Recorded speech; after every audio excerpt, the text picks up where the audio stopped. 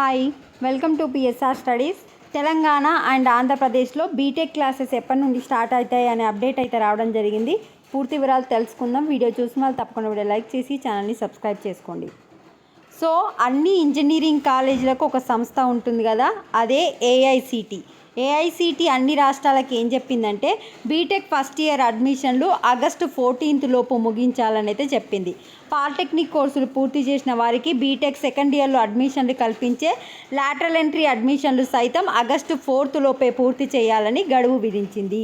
అంటే ఈసెట్ రాస్తారు కదా, ఆ విద్యార్థులకు కూడా కౌన్సిలింగ్ అనేది ఆగస్టు 14 లోపే స్టార్ట్ అవుతాయి. ఆగస్టు 14 నుంచి అన్ని రాష్ట్రాలు ఇంజనీరింగ్ క్లాసెస్ అయితే స్టార్ట్ చేయాలని చెప్పింది.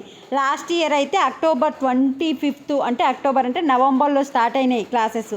బట్ అలా స్టార్ట్ అయితే 2-3 నెలలు వేస్ట్ అవుతుంది అందరికీ అని చెప్పి ఈసారి ఆగస్టులోనే క్లాసెస్ స్టార్ట్ చేయాలని అయితే సాంకేతిక విద్యా మండలి అయితే నిర్ణయించుకుంది. సో మరి ఆగస్టులో అంటే మనకు తెలంగాణలో ఈ వీక్లో counselling next week counselling update వచ్చే అవకాశం ఉంది. నెక్స్ట్ వీకే తెలంగాణ ఇంటర్ సప్లిమెంటరీ రిజల్ట్స్ కూడా రిలీజ్ అవుతున్నాయి.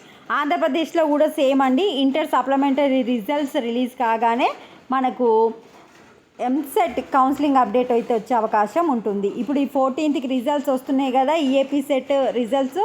ఆంధ్రప్రదేశ్లో మనకు జూన్ ఎండింగ్లో మీకు కౌన్సిలింగ్ అప్డేట్ వచ్చే అవకాశం ఉంది. ఇది అప్డేట్. వీడియోని లైక్ చేయండి. Thanks for watching.